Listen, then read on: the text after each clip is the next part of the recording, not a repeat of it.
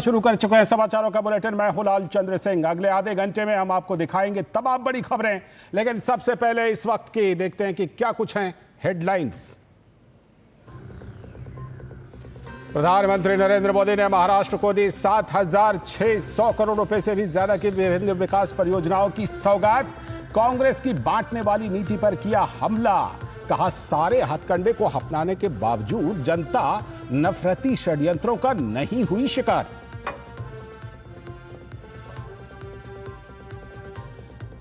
गुजरात के लोथल में राष्ट्रीय समुद्री विरासत परिसर किया जाएगा विकसित। केंद्रीय मंत्रिमंडल की बैठक में लगी मुहर। मुफ्त फोर्टिफाइड चावल की आपूर्ति को इस साल जुलाई से 2028 के दिसंबर तक जारी रखने को भी मंजूरी। हरियाणा में हार के बाद कांग्रेस के सहयोगी संगठन उस पर लगातार हो रहे हैं हमलावर। आम आदमी पार्टी और शिवसेना उद्धव गुट के नेताओं के गठबंधन पर सवाल उठाने के बाद सपा ने उत्तर प्रदेश में विधानसभा उपचुनाव के लिए प्रत्याशियों का किया एक तरफा ऐलान। रसायन विज्ञान के नोबेल पुरस्कार का ऐलान। डेविड बेकर, डेनिस हासाबिस और जॉन जंपर को मिलेगा यह पुरस्कार। डेविड बेकर को कंप्यूटेशनल प्रोटीन डिजाइन और डेनिस हासाबिस और जॉन जंपर को प्रोटीन स्ट्रक्चर की भविष्यवाणी के लिए चुना गया। और महिला T20 क्रिकेट विश्व कप में आज भारत का सामना श्रीलंका से। भारत की नजर प्रतियोगिता में दूसरी जीत दर्ज करने पर। तो ये थी इस समय की हेडलाइंस। अब देखते हैं खबरों को विस्तार से और सबसे पहले बात करते हैं प्रधानमंत्री द्वारा दिए गए महाराष्ट्र को सौगात की। प्रधानमंत्री नरेंद्र मोदी ने आज महाराष्ट्र को 7,600 करोड़ रुपए से भी अधिक परियोजनाओं की सौगात दी। प्रधानमंत्री मोदी ने वीडियो कॉन्फ्रेंसिंग के माध्यम से बुधवार को 10 मेडिकल कॉलेजों का उद्घाटन भी किया। इस दौरान नागपुर एयरपोर्ट के आधुनिकीकरण और विस्तार, शिरडी एयरपोर्ट के लिए एक टर्मिनल बिल्डिंग का निर्माण, इंफ्रास्ट्रक्चर से जुड़े इन 2 अहम प्रोजेक्ट्स का शिलान्यास भी किया गया। प्रधानमंत्री ने कहा कि महाराष्ट्र के इतिहास में इतनी तेज गति से इतने बड़े स्तर पर अलग अलग क्षेत्रों में कभी भी विकास नहीं हुआ। हाँ, यह बात अलग है कि कांग्रेस के राज में इतनी ही तेज गति से इतने ही स्तर पर अलग अलग क्षेत्रों में भ्रष्टाचार जरूर होता था। महाराष्ट्र के इतिहास में इतनी तेज गति से इतने बड़े स्केल पर अलग अलग क्षेत्रों में कभी भी विकास नहीं हुआ। हाँ, यह बात अलग है कि कांग्रेस के राज में इतनी ही तेज गति से इतने ही स्केल पर अलग अलग क्षेत्रों में भ्रष्टाचार जरूर होता था। और अब बात आज के कैबिनेट के बड़े फैसलों की। केंद्रीय मंत्रिमंडल की बैठक में गुजरात के लोथल में एक राष्ट्रीय समुद्री विरासत परिसर को विकसित किए जाने को मंजूरी मिल गई है। इसका उद्देश्य समुद्र और विविध समुद्री विरासत को प्रदर्शित करना और दुनिया का सबसे बड़ा समुद्री विरासत परिसर बनाना है। लोथल में national maritime heritage complex develop किया जाएगा। पूरे भारत की रिच और डाइवर्स मैरीटाइम हेरिटेज को दिखाना और वर्ल्ड का सबसे लार्जेस्ट मैरीटाइम हेरिटेज कॉम्प्लेक्स बनाना, ये एक बहुत बड़ा संकल्प है आज के इस कैबिनेट के डिसीजन में। माननीय प्रधानमंत्री जी ने इसमें बहुत फोकस दिया है, क्योंकि गुजरात में सीएम रहते हुए उन्होंने इसको एक तरीके से बहुत डीप में स्टडी किया था। कई इसमें यूनिक फीचर्स होंगे। एक लाइट हाउसेज का म्यूजियम होगा, शिप बिल्डिंग का एक्सपीरियंस होगा, डॉक्स होंगे और लोथल का जो टाउन का उस टाइम का जो पूरा डिजाइन था, वो कंप्लीट टाउन का डिजाइन वहां पे बनाया जाएगा। एक और बड़े कैबिनेट के फैसले के तहत प्रधानमंत्री गरीब कल्याण योजना और अन्य कल्याणकारी योजनाओं के तहत मुफ्त फोर्टिफाइड चावल की आपूर्ति जुलाई 2024 से दिसंबर 2028 तक जारी रखने को मंजूरी दे दी गई।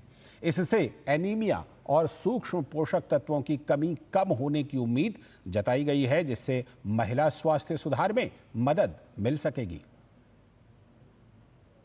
कैबिनेट में फैसला लिया गया कि 2024 से 2028 तक इस प्रोग्राम को चलाया जाएगा और 17,082 करोड़ 17,082 करोड़ का टोटल इस पे इन्वेस्टमेंट किया जाएगा and this will be 100% funded by the central government. इसका पूरा खर्चा केंद्र सरकार वहन करेगी और इसमें ये एक्सपेक्टेशन है कि देश में एनीमिया और माइक्रो न्यूट्रिएंट डेफिशिएंसी ये दोनों बड़ी जो प्रॉब्लम्स विशेषकर महिलाओं में और विशेषकर जो हमारे ऐसे वंचित वर्ग है, गरीब वर्ग है, उन सब में ये जो प्रॉब्लम देखी गई है उसको बड़े तरीके से बड़े पैमाने पे एड्रेस किया जा सकेगा। और अब बाद प्रधानमंत्री के विदेश दौरे से जुड़ी खबर। प्रधानमंत्री नरेंद्र मोदी 10 से लेकर 11 अक्टूबर को लाओस पीडीआर की राजधानी वियनतियाने का दौरा करेंगे। इस यात्रा के दौरान प्रधानमंत्री 21वें एशियन भारत शिखर सम्मेलन और 19वें पूर्वी एशिया शिखर सम्मेलन में हिस्सा लेंगे। विदेश मंत्रालय में सचिव पूर्व जयदीप मजूमदार ने बताया कि पीएम मोदी पूर्वी एशिया शिखर सम्मेलन में हिंद प्रशांत महासागरीय पहल की घोषणा करेंगे।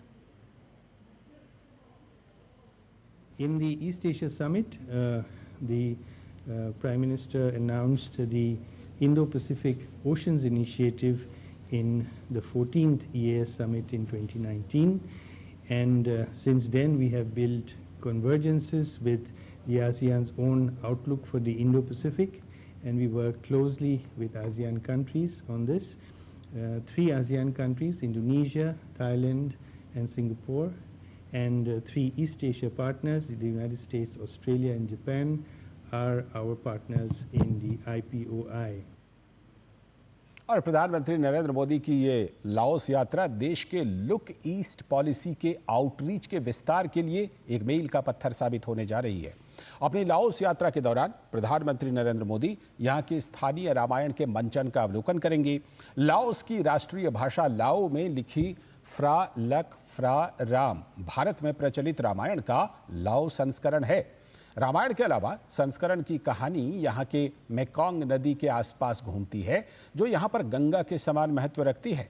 यहाँ का रामायण मंचन बौद्ध जातक कथाओं से भी प्रेरित है। भगवान राम की कहानी पूरे आसियान क्षेत्र को आपस में बहुत मजबूती के साथ जोड़ती है, क्योंकि सनातन धर्म की जो जड़ें हैं वो न केवल भारत बल्कि आसपास के जो क्षेत्रों में भी बहुत ही गहरी हो चली हैं। इस वक्त आप देखिए तो लाओ में रामाकियन कहते हैं जो यहाँ का रामायण है, और आप ये देखिए ये लक्ष्मण, ये भगवान राम, ये सीता जी का मुकुट। आगे चलें तो आप रावण के मुकुट के जरिए जो रामलीला होती है, और मेरे पीछे कुछ रामलीला हो भी रही है, मैं आपको दिखाऊंगा।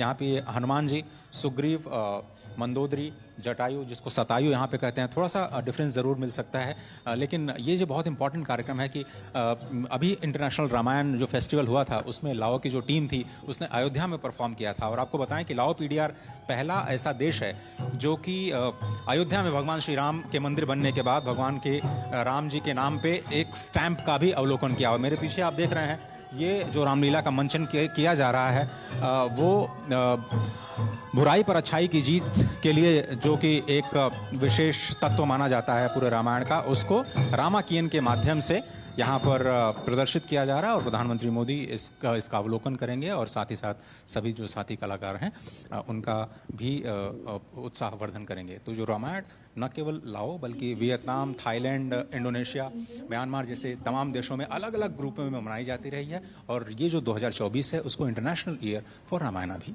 मनाया जा रहा है। ये एक मुख्य आकर्षण होने जा रहा है। कैमरामैन महेश जोशी के साथ अजय मिश्र, डीडी न्यूज़, लाओ पीडीआर। और इससे पहले जुलाई 2024 में लाओस ने अयोध्या के श्री रामलला पर एक डाक टिकट भी जारी किया था। इस खास डाक टिकट पर भगवान राम का चित्र बना हुआ है। वहीं दूसरे टिकट में गौतम बुद्ध नजर आ रहे हैं।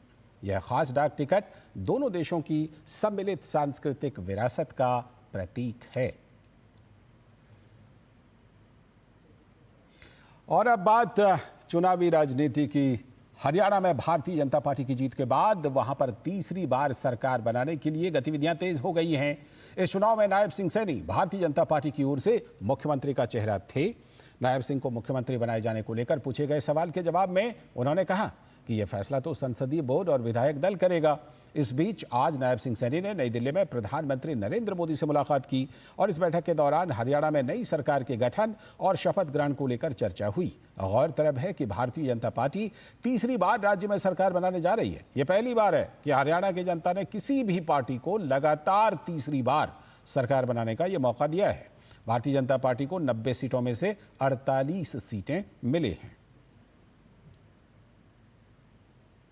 जो श्रेय है वो श्रेय आदरणीय नरेंद्र मोदी जी को जाता है, जिन्होंने पिछले 10 वर्षों में ऐसी नीतियां, ऐसी योजनाएं चलाई हैं जिसका लाभ गरीब व्यक्ति को भी मिल रहा है, जिसका लाभ किसान को भी मिल रहा है, जिसका लाभ युवा को भी मिल रहा है और जिसका लाभ महिला को भी मिल रहा है। इस प्रकार की योजनाएं आदरणीय मोदी जी ने वो हर वर्ग के लिए चलाई हैं। उसका परिणाम है, उन नीतियों का परिणाम है, मोदी जी की ये लोकप्रियता का परिणाम है। मोदी जी को देश के लोग प्यार करते हैं, मोदी जी को देश के लोग स्नेह करते हैं और उसका परिणाम है भारतीय जनता पार्टी हरियाणा के अंदर तीसरी बार प्रचंड बहुमत से वो आई है।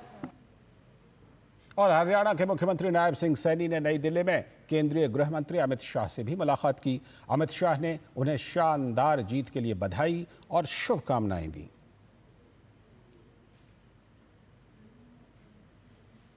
इसके साथ ही हरियाणा के मुख्यमंत्री नायब सिंह सैनी ने भाजपा के राष्ट्रीय अध्यक्ष और केंद्रीय मंत्री जेपी नड्डा से भी मुलाकात की।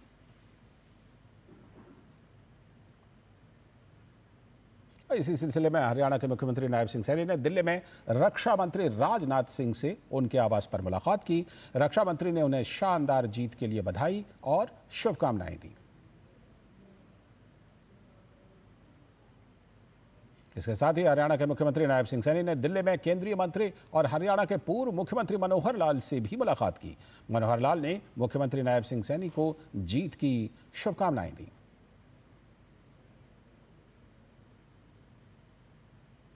तो हरियाणा में भाजपा लगातार तीसरी बार सरकार बनाने जा रही है और जीत के बाद हरियाणा के मुख्यमंत्री नायब सिंह सैनी ने राष्ट्रपति भवन में राष्ट्रपति द्रौपदी मुर्मू से भी मुलाकात की। राष्ट्रपति द्रौपदी मुर्मू ने उन्हें शानदार जीत के लिए बधाई दी। और भाजपा के प्रवक्ता शहजाद पूनावाला ने कहा है कि जिस तरह से कांग्रेस लगातार चुनाव हार रही है वो इंडी गठबंधन के लिए बोझ बन गई है। पूनावाला ने कहा कि इंडी गठबंधन के घटक दल कांग्रेस को उसकी असली जगह अब दिखा रहे हैं। कांग्रेस परजीवी पार्टी बन गई है। एक हार हुई नहीं तो अलायंस ही टुकड़े टुकड़े हो गया, क्योंकि इनके पास कोई मिशन विशन नहीं है। ये केवल अपने अपने करप्शन और एम्बिशन को साधने के लिए आए हैं। ये एम्बिशन और करप्शन वाले हैं। जैसे ही हरियाणा में बाजी पलट गई और जनता ने कांग्रेस को कहीं का नहीं छोड़ा, तो अब गठबंधन के साथी भी उनको एक प्रकार से असलियत दिखाने लगे। और आज कांग्रेस पार्टी कैसी परजीवी पैरासिटिक पार्टी है, ये तो खुद उनके एलाइज ही स्वीकार रहे हैं और मोदी जी की बातों की पुष्टि कर रहे हैं। और हरियाणा में भाजपा की प्रचंड जीत के बाद निर्दलियों का भी भाजपा का दामन थामने का सिलसिला शुरू हो गया है। निर्दलीय विधायक राजेश जून और देवेंद्र कादियान ने भाजपा को अपना समर्थन दे दिया है। भाजपा अध्यक्ष मोहन लाल बड़ौली ने दोनों निर्दलीय विधायकों का पार्टी में स्वागत किया। जहां भारतीय जनता पार्टी के 48 विधायक थे, 2 विधायकों को जोड़ के आज भारतीय जनता पार्टी के 50 विधायकों की संख्या पूरी हुई है। और मैं भारतीय जनता पार्टी के इस 2 विधायकों की बढ़ोतरी पर मैं दोनों विधायकों का स्वागत करता हूं। गायत्री जिंदल जी जो निर्दलीय विधायक है, इसी प्रकार से जब वो भारतीय जनता पार्टी में अपना समर्थन व्यक्त करेंगी तो उस समय भी आपके सारी मीडिया के सामने इसी प्रकार से बैठ के आपसे बात साझा करेंगे। वो भारतीय जनता पार्टी का आज समर्थन किया है और संवैधानिक रूप से जो हमारे लोकतंत्र में, जो संविधान में जिस प्रकार की प्रक्रिया है, उसी आधार पर काम करते हुए आगे बढ़ेंगे। वहीं हरियाणा के हिसार सीट से निर्दलीय प्रत्याशी के रूप में जीत दर्ज करने वाली सावित्री जिंदल ने भी भाजपा को समर्थन देने का फैसला लिया है। सावित्री जिंदल ने केंद्रीय मंत्री धर्मेंद्र प्रधान से मुलाकात के बाद ये जानकारी दी। मैं तो सिर्फ और सिर्फ हिसार का विकास चाहती हूँ, तो हिसार के विकास के लिए मेरा हिसार बहुत सुंदर और विकसित शहर बने, उसके लिए मैं मोदी जी की सरकार को समर्थन देती हूँ, क्योंकि मेरा हिसार बहुत सुंदर और पूरे सब लोग जाने हिसार को बहुत सुंदर बने। तो भाजपा का आंकड़ा लगातार बढ़ता जा रहा है, इस पर और बात करेंगे अपने संवाददाता से, लेकिन फिलहाल वक्त है एक छोटे से ब्रेक का।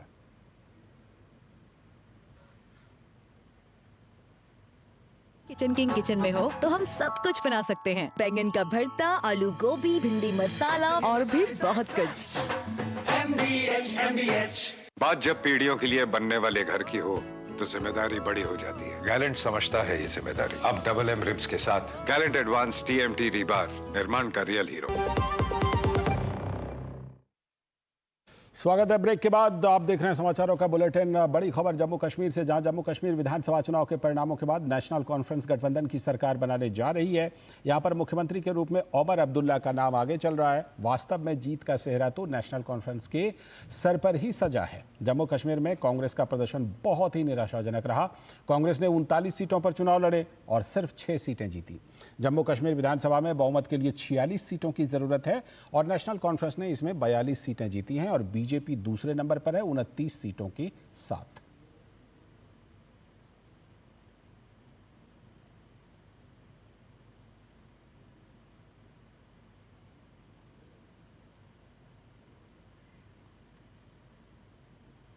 और जम्मू कश्मीर विधानसभा के चुनाव में भाजपा की शानदार जीत पर प्रदेश के भाजपा अध्यक्ष रविंद्र रैना ने कहा कि अब तक का भाजपा का जम्मू कश्मीर में यह सर्वश्रेष्ठ प्रदर्शन है। वोट शेयर के हिसाब से भाजपा जम्मू कश्मीर में सबसे बड़ी राजनीतिक पार्टी बनकर उभर कर सामने आई है। भाजपा नेता ने चुनावी नतीजों पर जम्मू कश्मीर की जनता का आभार जताया। जम्मू कश्मीर विधानसभा के चुनावों में भारतीय जनता पार्टी की शानदार जीत हुई है। 29 विधायकों के साथ भारतीय जनता पार्टी ने रिकॉर्ड तोड़ जीत हासिल की है। ये अब तक का भारतीय जनता पार्टी का जम्मू कश्मीर में सर्वश्रेष्ठ प्रदर्शन है। जहां भारतीय जनता पार्टी ने 29 विधायकों के साथ शानदार जीत हासिल की है, वहीं भारतीय जनता पार्टी का मत प्रतिशत जो वोट शेयर है वो सभी राजनीतिक दलों से ज्यादा मत प्रतिशत है। वोट शेयर के हिसाब से भारतीय जनता पार्टी जम्मू कश्मीर में सबसे बड़ी राजनीतिक पार्टी बनकर उभर कर सामने आई है। तो दोनों राज्यों में चुनावी नतीजे आ गए। अब बारी है सरकार के गठन की और क्या कुछ चल रहा है। हमारे साथ हमारे 2 संवाददाता जुड़ रहे हैं। हरियाणा से नीरज सिंह और जम्मू कश्मीर से धीरज कुमार, दोनों संवाददाता हमारे जुड़ चुके हैं। मैं पहले नीरज के पास चलता हूं। नीरज, आंकड़ा तो बढ़ता ही जा रहा है। पहले 48 जो है वो लोगों ने कल आंकड़े दिए और उसके बाद अभी 3 निर्दलियों की संख्या अगर करें तो 50 पार 51 हो गया है बीजेपी के पक्ष में। लेकिन आगे की राह जो है, कुछ खबर आ रही है। नायब सिंह सैनी आज तो दिल्ली में है, क्या कुछ खबर मिल पाई है कि कब शपथ ग्रहण वगैरह या कुछ सरकार का स्वरूप, इसके बारे में कोई जानकारी मिल पा रही? देखिए लालचंद, बिल्कुल 51 का जो शगुन है वो भारतीय जनता पार्टी का हो गया है। और आप देखें कि नायब सिंह सैनी इस समय दिल्ली में है और दिल्ली में तमाम जो पार्टी के अधिकारी हैं, इसके अलावा बड़े बड़े नेता हैं, उनसे मुलाकात कर रहे हैं।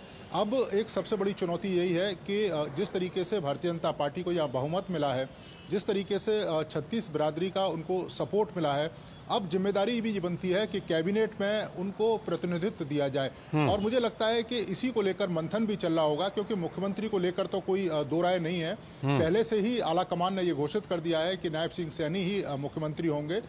खुद प्रधानमंत्री ने भी इस बात का जिक्र किया है और गृह मंत्री अमित शाह, उन्होंने भी मंच से इस बात की घोषणा की है। तो मुख्यमंत्री को लेकर तो दो राय नहीं है। हाँ, कैबिनेट किस तरह का होगा, क्योंकि कई सारे जो नाम हैं वो भी चर्चा में चल रहे हैं इस समय लालचंद।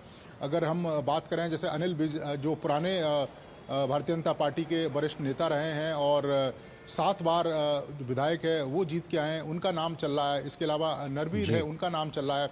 आरती राव है, उनका भी जो नाम है ये चल रहा है। हालांकि ये सब कयास ही हैं। ये तय अभी नहीं हुआ है कि कौन कौन मंत्रिमंडल में शामिल होंगे, लेकिन हाँ, इतना ज़रूर भारतीय जनता पार्टी ने कहा है कि जिस तरीके से हरियाणा के हर एक समाज ने उनको सपोर्ट किया है, कोशिश यही की जाएगी कि जो मंत्रिमंडल है उसमें सभी वर्गों को शामिल किया जाए और खासतौर से महिला और युवा उनको भी प्रतिनिधित्व देने की जो बात है वो पार्टी कर रही है। अब देखना होगा कि स्वरूप किस तरह का होगा।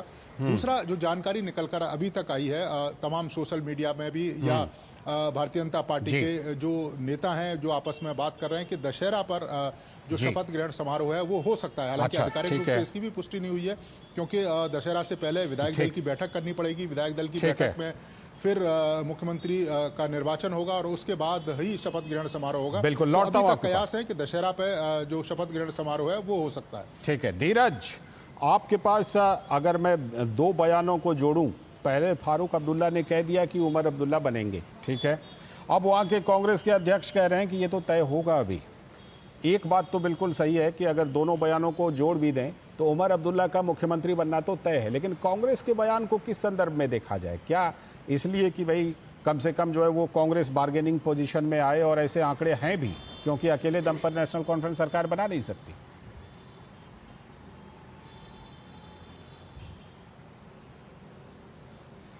देखिए, दो बात यहाँ बहुत महत्वपूर्ण है। आपने जो कहा, आपने जिक्र किया फारूक अब्दुल्ला का, और फारूक अब्दुल्ला ने जिस समय ये जिक्र किया कि अब उमर अब्दुल्ला मुख्यमंत्री होंगे, शायद उस समय जो मतगणना पूरी नहीं हुई थी। तो एक तरीके से ये भी कहा जा सकता है कि मतगणना पूरी होने से पहले ही फारूक अब्दुल्ला ने उमर अब्दुल्ला को मुख्यमंत्री घोषित कर दिया। इसके बाद भारतीय जनता पार्टी की तरफ से ही प्रतिक्रिया आती है कि इसी को कहते हैं वंशवाद की राजनीति। टेबल के मेज पे इन्होंने तय कर लिया कि मुख्यमंत्री कौन बनेगा। पहले उनके जो सहयोगी दल हैं, चाहे कांग्रेस हैं या सीपीआई हैं, उनसे पहले उनको बात करनी चाहिए थी।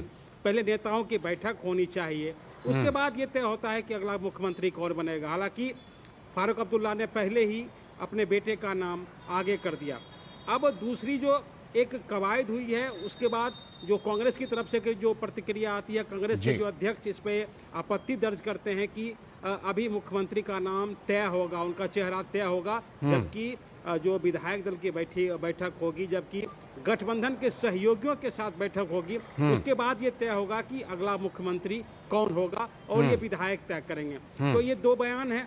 और इसके अलावा जो कोई अभी तक की जो सबसे बड़ी खबर ये है कि जो एनसी की तरफ से जो निर्दलीय प्रत्याशी जो यहाँ जीत कर आए हैं, उनको जोड़ने की एक कोशिश, एक कवायद वो शुरू हो गई है। और अभी जो मुझे जानकारी मिली है, उस जानकारी के मुताबिक 6 निर्दलीय प्रत्याशी एनसी के साथ जुड़ने की कोशिश में। बिल्कुल, वो कहीं ना कहीं अपना, मुझे लगता है कि एनसी जो है, नेशनल कॉन्फ्रेंस, ये कोशिश कर रही है कि कांग्रेस पर निर्भर ना होना पड़े। फिलहाल बहुत बहुत शुक्रिया आप दोनों का, समय की कमी है। नीरज और धीरज, आप दोनों का बहुत बहुत शुक्रिया। अब बढ़ते हैं अगली खबर की तरफ, और अगली खबर है कि हरियाणा विधानसभा चुनाव के नतीजों के वेबसाइट पर देरी से अपडेट करने का आरोप लगाने और कांग्रेस अध्यक्ष मल्लिकार्जुन खड़गे के बयान पर चुनाव आयोग ने कड़ा तेवर अपना लिया है। चुनाव आयोग ने कांग्रेस अध्यक्ष खड़गे को लिखा है कि उसने उनके बयानों पर गौर किया है, जिसमें उन्होंने हरियाणा के परिणामों को अप्रत्याशित बताया था।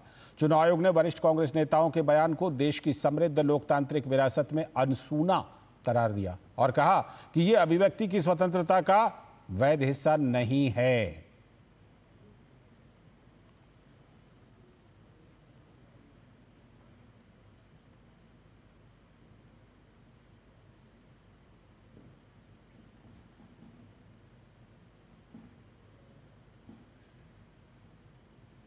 तो चुनाव आयोग ने यह कड़ी प्रतिक्रिया दी है, और इस बीच कांग्रेस के एक प्रतिनिधिमंडल ने हरियाणा विधानसभा चुनाव के नतीजों के सिलसिले में कांग्रेस प्रतिनिधिमंडल चुनाव आयोग के अधिकारियों से मुलाकात की है।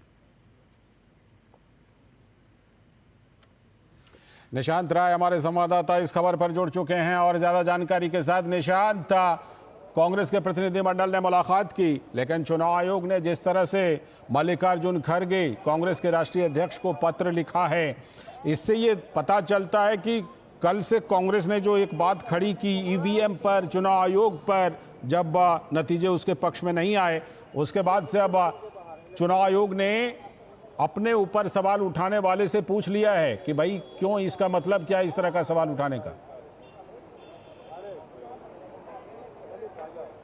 देखिए, बिल्कुल इस तरीके के जब सवाल उठाए जाते हैं और खासकर संवैधानिक संस्थाओं पर, तो एक ये सवाल उठता है कि आखिर जब नतीजे आपके पक्ष में होते हैं तब आप इस तरीके के सवाल क्यों नहीं लेके आते। कल देश में 2 राज्यों के चुनाव के नतीजे आए थे, जम्मू एंड कश्मीर और इसके अलावा हरियाणा। जम्मू एंड कश्मीर चूंकि आपके पक्ष के नतीजे हैं, इसलिए ना तो वहां वोटिंग धीमी हुई, ना ईवीएम को लेकर सवाल खड़ा किया गया। वहीं हरियाणा में आपके पक्ष में नतीजे नहीं आए, तो पहले आपने कहा कि पोलिंग पर जो काउंटिंग चल रही है, काउंटिंग धीमी चल रही है, फिर आप कहते हैं कि ईवीएम जो है, कई नेता ईवीएम पर आरोप लगाते हैं। तो इस तरीके की जो मंशा है कहीं ना कहीं जनता का एक मनोबल तोड़ती है, और लोकतंत्र में जरूरी है कि संवैधानिक संस्थाओं पर भरोसा किया जाए और उनका काम निष्पक्ष रूप से उन्हें करने दिया जाए, जिसके चलते आज चुनाव आयोग में कांग्रेस का एक बड़ा डेलीगेशन आया है, जो कि चुनाव आयोग के अधिकारियों से मुलाकात कर रहा है। दरअसल चुनाव आयोग ने पत्र लिखकर कांग्रेस के राष्ट्रीय अध्यक्ष को ये तमाम बातें कही थी, जिसके बाद कांग्रेस का एक डेलीगेशन, जिसमें भूपेंद्र सिंह हुड्डा हैं, पवन खेड़ा हैं, जयराम रमेश हैं, तमाम नेता यहाँ पर आए हैं और चुनाव आयोग के सामने अपनी बातें रख रहे हैं कि आखिर उनके ट्वीट का क्या कारण था, आखिर उन्होंने ऐसी बातें क्यों कही, और चुनाव आयोग भी एक तरीके से जो सवाल उठ रहे हैं उन सवालों का जवाब दे रहा है। बिल्कुल, ये अच्छी बात है। अगर आपने कुछ सवाल उठाया, अगर उसमें कहीं पर सवाल में वैधता है तो उसका जवाब दिया ही जाना चाहिए। बहुत बहुत शुक्रिया फिलहाल निशांत, आगे इस मामले पर और जो कुछ होगा आपसे जानकारी लेते रहेंगे। फिलहाल आपका बहुत बहुत शुक्रिया। तो हमारे संवाददाता निशांत राय जुड़े थे कि चुनाव आयोग ने जो स्पष्टीकरण मांगा है उसको लेकर के कांग्रेस के नेताओं का एक प्रतिनिधिमंडल वहां पर पहुंचा और अपना स्पष्टीकरण दे रहा है, क्योंकि कांग्रेस ने गंभीर सवाल उठाए थे, लेकिन जो सवाल उठाए थे उसमें कितना आधार है या नहीं है, इस पर स्पष्टीकरण मांगा है। फिलहाल इस बुलेटिन में इतना ही, लेकिन डीडी न्यूज़ पर खबरों और कार्यक्रमों का सिलसिला लगातार जारी है। नमस्कार।